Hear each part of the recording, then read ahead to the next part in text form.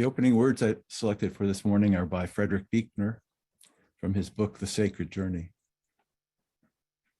He wrote this: "To do for yourself the best that you have it in you to do is to grit your teeth and clench your fists in order to survive the world at its harshest and worst. It is by that very act to be unable to let something be done for you and in you that is more wonderful still. The trouble with steeling yourself against the harshness of reality is that the same steel that secures your life against being destroyed secures your life also against being opened up, transformed by the holy power that life itself comes from. You can survive on your own. You can grow strong on your own. You can even prevail on your own. But you cannot become human on your own. When have you said to yourself, or those around you, this is the good life? I imagine most of us have let that exclamation escape from our lips from time to time. Those occasions probably rather self-indulgent, easygoing ones. Perhaps bobbing along in a kayak on a favorite lake, or sipping a tall, cool drink in the shade. Maybe sitting down to an amazing 5-course meal with a table full of family and friends. Or maybe lying on your back on a blanket at Tanglewood, hearing a Beethoven symphony while soaking up the stars. Or maybe on vacation at some real swanky resort where attentive servants tend your every need. And for a day or two, there are no dishes to be done, no beds to be made, no dogs to be walked, no kids to be chauffeured, no phones to be answered, no alarm clocks to break our sleep. We might say to ourselves in those moments, this is the good life. But chances are we mean something more like, this is the easy life, the pleasurable life, the dream life, or the fantasy island life. No doubt, many of us would like to spend a little more time than we typically do in that realm of make-believe, but at the same time, we acknowledge that whatever kind of life it is, that life isn't our real life. And therein the distinction lies that would always keep us from calling that illusory fantasy, from calling it our own good life. What good is any state of life if it is not the real, authentic, genuine one for us? What good is it if we only visit it in some minuscule dimension of time and space that is closed off by a distinct beginning and a sharp closing end? What good is it if the only benefit it accrues us is to our private world of satisfying those kind of leisurely desires alone? The good life is more likely to be found disguised, I think, in more routine times and places, with the ordinary folks that populate our daily lives. The good life, however we define it, is not a one-size-fits-all commodity, but rather I think of it kind of as a garment we fashion from what life gives us. And sometimes it's great, and sometimes it's wonderful, and sometimes it stinks.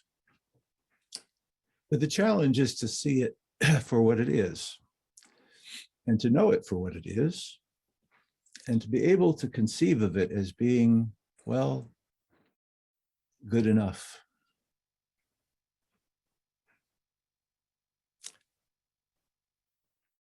I thought I'd use this opportunity to offer a Unitarian Universalist perspective on the question, if only to enrich and broaden the exchange of ideas that go through our minds time after time.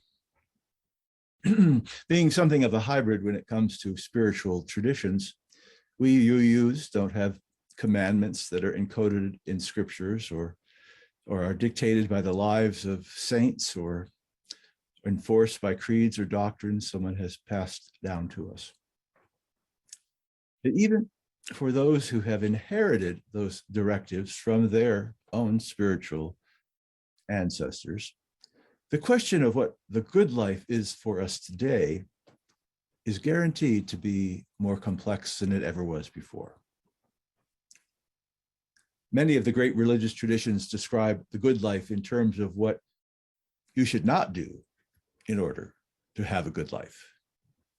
Don't kill, don't steal, don't commit adultery. Don't eat meat on Fridays, don't work on the Sabbath, don't cut your hair, don't miss church, don't smoke or drink or dance, etc. I'm guessing that most of you are here because this church is, for the most part, a guilt-free zone, let's say, where the don'ts that we do have, and of course we all have them, are a lot less prominent a part of the congregation's life. Our don'ts are kind of more cultural, like don't shout encouragement to the preacher. Don't be a fool and show too much emotion. Don't get too close to another person's personal space. Don't sit in the front pews, of course. That sort of thing. For us, this is kind of good news and bad news. Our path is immensely liberating, and at the same time, it can feel overwhelmingly daunting because we're faced with so many choices. These choices that sometimes can feel limitless. In an essential way, I suspect that most of us would not begin to imagine a good life for ourselves without having those kind of personal freedoms to make those kind of choices, to use that kind of discretion to know how best our life energy can be used in this world. But freedom alone doesn't ensure a good life. Freedoms have led people to be rather monstrous creatures in their own way and time. Both possibilities stand before every one of us. Like E.B. White has known to have remarked, it makes it hard to plan the day, to say nothing of what it means to live the good life. The word good comes from the old English word for God. So when we're talking about the good life, it is linked to the ideals of that which we commonly might think of as ultimate or eternal, transcendent. We're talking about living a life that resonates in some fashion with that of the life of the gods. And in my manuscript, gods has a small g. It's out of this fundamental link between creator and created that the world's many spiritual traditions have come to their own unique understanding of what constitutes for us lowly human beings a good life. The good life is lived by following a sacred example and listening and abiding by the teachings that have been handed down for generations, by whatever names we have come to call them. And while every age has sought to interpret those teachings for themselves, they have never abandoned those primary sources for the guidance and direction in walking the path of the holy. Of course, in most traditions, we see this as it comes down to us in the scriptures that have been recorded and repeated through the centuries. One only has to take a short survey of Christian theology to realize that, quote, the way taught by Jesus has been interpreted in many different ways. Some read a political message. Some read a prophetic social message. Some see the way as one of compassion and others read it as a path of liberation and ultimate freedom. Some Christians, of course, find the good life in a form of monastic prayer. Others through works of charity. Others through spreading the gospel to the unsaved and the heathen. All of them seem equally devoted and convinced of the ultimate value of their own good life, even though it is a sliver of a larger image of what Christians may, in total, understand the good life to be. When we look to the world's religions, we find not the definitive good life as we may have come to know it, but rather many branching streams of what it means to live a good life, which may derive from a similar source, but may lead us in varied directions.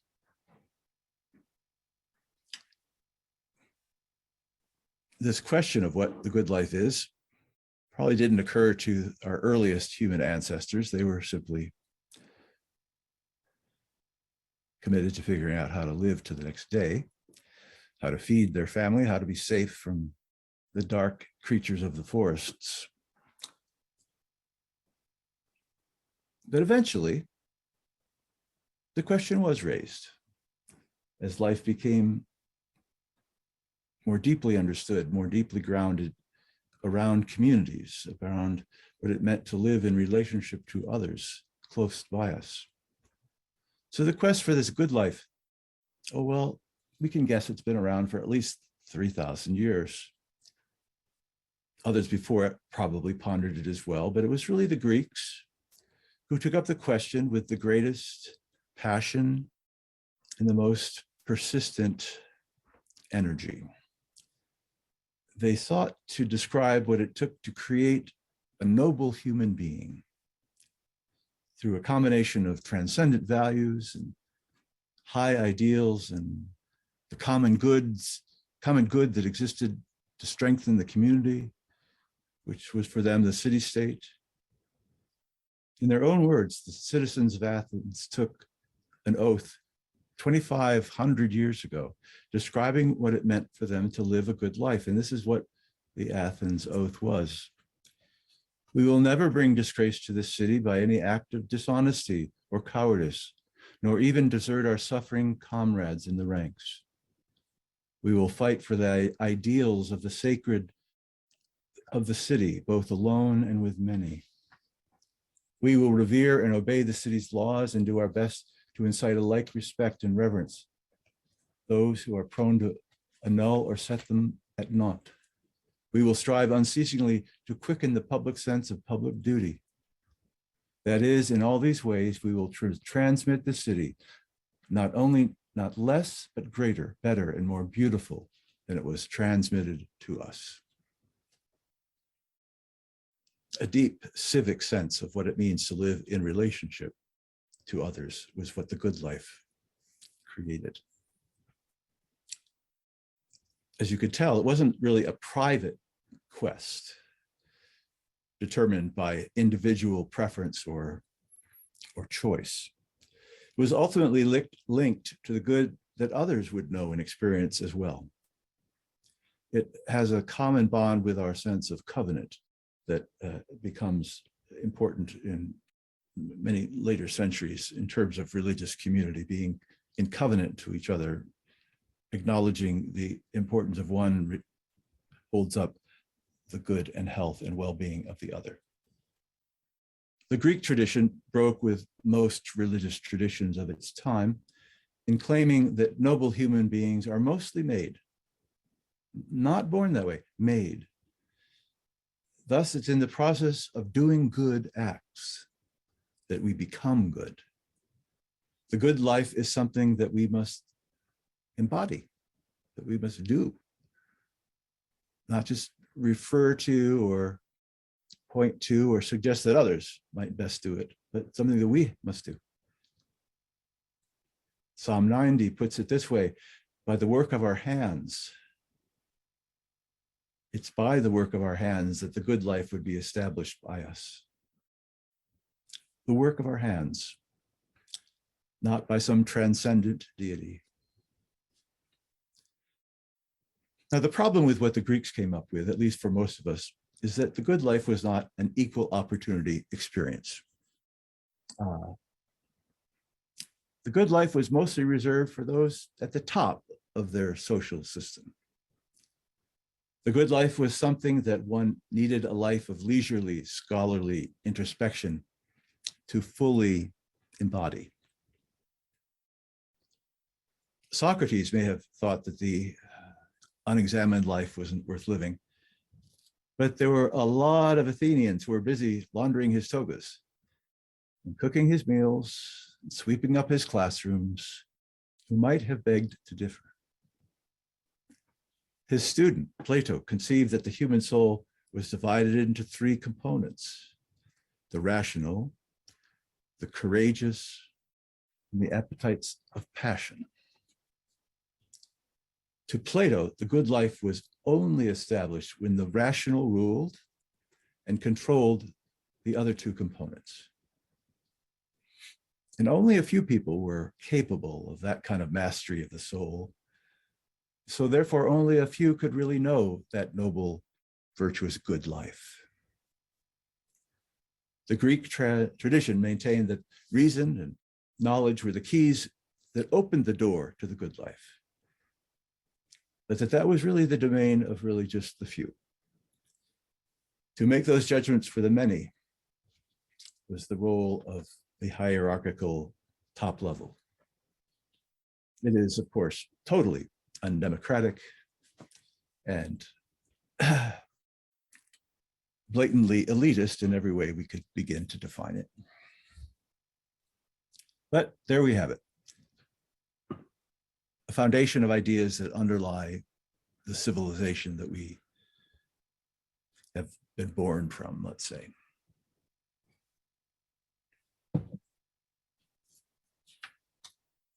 And because of that, that kind of thinking is really ingrained deeply within us, unconsciously within us. Why else would we just simply go in search of the most noted scholars or the most enlightened religious leaders to tell us what the good life is? We don't wander down the street and ask every strange person we meet those questions. We validate only those who we somehow think have elevated themselves to that level of being.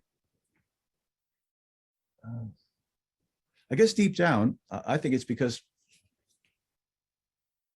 we still think that those folks who have devoted their lives to such lofty thoughts, such intense, value-driven considerations, that only they would be capable of coming up with answers, with solutions, with ways of living that we should pay attention to.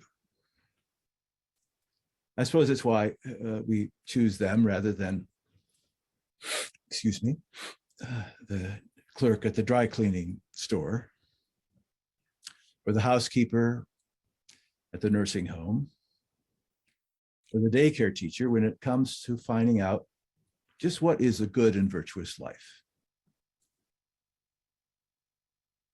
I'll certainly admit that I'd be more interested in hearing the Dalai Lama talk about what the good life is than the person who maybe works at the dry cleaners, but I'm not entirely sure, having said that, that one knows any better than the other what it means for the ordinary person to shape a life that's good enough to make their existence meaningful or even at times noble.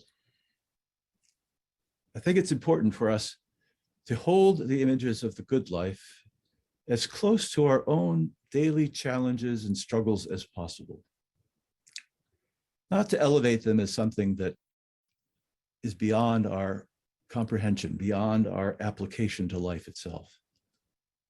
Not to allow them to take on some kind of an abstract form and shape that makes them remote from our own sorting out the good and the bad and the in-between of our own existence, from practicing it in some way, as we choose our way among many ways in this world in order to tilt the fragile balance of life towards the greater good. Most of us don't go through life at every turn wondering if we are leading the good life. Most of us are either too busy or too distracted to measure our thoughts and our deeds against that lofty standard, the good life. We're under pressure in our lives to be productive, to be innovative, to be precise, to be punctual. Quantitative measures of how we become accustomed to be evaluated in this world. In academia, you publish or you perish. Salespeople meet their quotas or look for new jobs. Teachers have larger classes to teach than could be practical. Hospitals have a certain number of days to heal if they care to turn a profit. Somehow we've come to think that the good life is meeting those kind of measurements, which have nothing to do with the good life, and everything to do with eking it out as best we can, which is perhaps as far from the good life as we could get. Yet the human soul, that part of us that transcends the world's judgments and the body's limitations, the human soul yearns for some kind of understanding of how we might live with purpose. The individual soul strives for a kind of communion with the ancient world soul that holds that the collective wisdom of all the ages for what it means to live a good life. I don't think what it is we seek is any kind of information, or even that we need any particular brand of information. Because how else someone else lived a good life would then just make our own lives somehow derivative of theirs. And I don't think that's the sort of life any of us ought to be striving for. What I have sought to do in my own soul work, such as it is to sharpen my own perceptions of my relatedness to expressions of goodness, how I relate to that energy source that transcends my own brief encounter with life. It's finding places in my own soul where the very best human possibilities nestle. Sometimes they're nurtured and are brought out, and sometimes they crawl away in hiding. What's essential is that I know they're there and where I can draw on them. If I can perceive that part of me, that distinctive part of me that makes me me, if that makes sense, and at the same time connects me at the same time to all that's beyond me, that has ever yearned for that same good, then I'll begin to sense what's required of me to live a good life. To be able to recognize on those occasions when I have met my goal and those which I have fallen short. I expect to experience intimations of the good and feel those basic, fundamental human impulses long before I can fully understand them. That's kind of backwards from the way we often go at things in our rational Unitarian Universalism, but this is one of those areas that I feel as if the experience somehow must precede the understanding.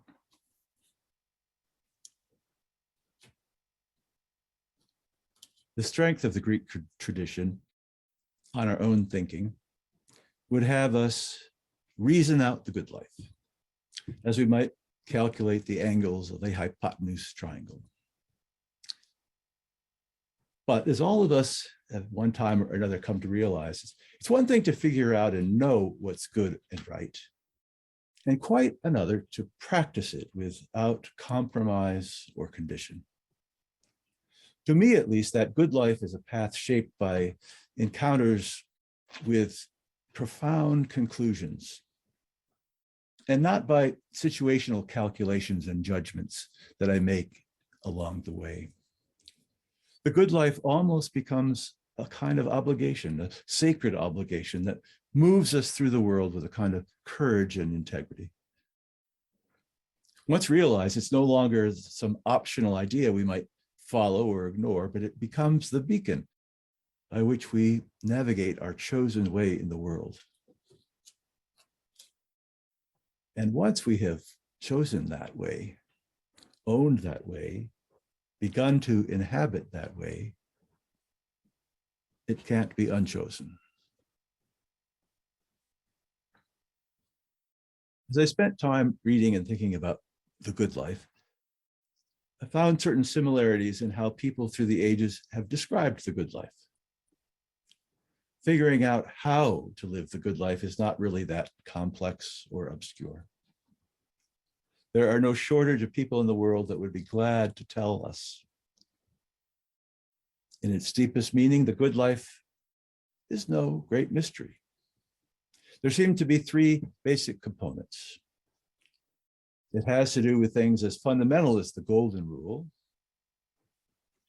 It usually means one has self-respect for one's body and soul, and live in ways that are healthy and wholesome. It inevitably involves a profound grasp of our oneness with creation itself, and therefore engages us in a kind of devotion to service to others in this great web of life that stand in need. Compassion, self-awareness, service, these three paths converge to make, for me, the good life. Compassion, self-awareness, and service. They tell me how to do it, but if it were that simple, we'd all do it all the time. The lingering question is, why would we do it? Why would we live this risky, demanding, vulnerable life that some have chosen to call good? The good life is the life that is comprised of the qualities and characteristics of living in a world that connects us to what's transcendent. I'll say that again. The good life is the life that is comprised of qualities and characteristics of living in this world that connect us to the transcendent. The transcendent is that which goes beyond the self, that has its being outside the limitations of our experiences of time and space. We're free to participate in the transcendent energies of life, and we're ennobled by being a part of them. And they become ennobled, in fact, by us. But we don't create them. They don't depend on us for their existence. But in a strange paradox, we depend upon them for our existence, as we might know it as good and worthy.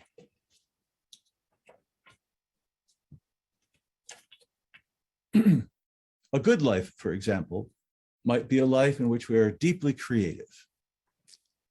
The good life doesn't just see the value of the product that has been created, but the good life goes further and recognizes the transcendent quality of creativity itself that we have participated in and have embodied and given expression to, but that we did not make. One doesn't have to have a theistic understanding of God to grasp those eternal impulses that pulse through creation. And that in those profound moments, excuse me, in those profound moments, we find ourselves participating in something eternal.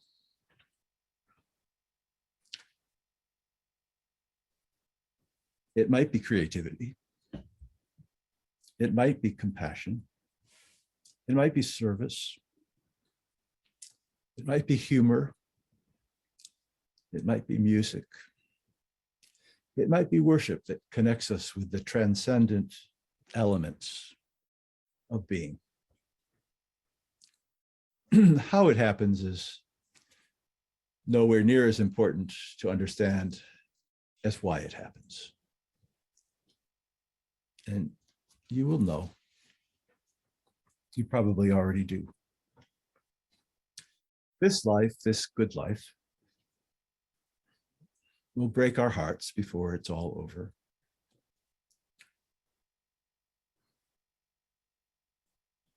We will be betrayed by people we trusted, and we will unfortunately hurt those we love. We will be disappointed by our own limitations and baffled by the harsh inequality of justice in this world. It will forever need to remain good enough for us because human beings were not made to live among the gods. The tragedy of humanness is that for all our efforts to participate in the transcendent virtues of life, compassion and wisdom and creativity and trust, we will never transcend the bargain of our birth.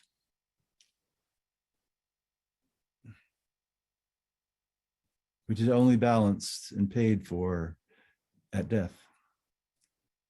We will never be good enough to join the gods, to bypass the inevitable demands of having to learn the painful lessons of recognizing the authentic good life from its seductive imposters which come knocking day after day.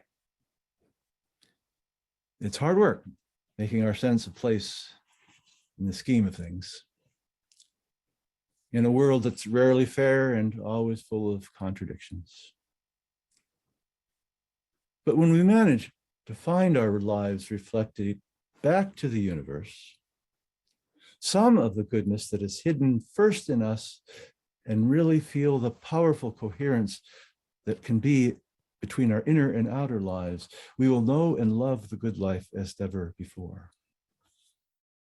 And it will be, in the end, all we need. It won't give us eternal life, but it will give us life enough. Life enough to see that even in the midst of trouble, we are sustained not by the interventions of the gods, but by the invocation of all that's good and noble in each other. And we trust that this will be more than merely good. By the work of our hands and hearts, we trust that it will ultimately be good enough.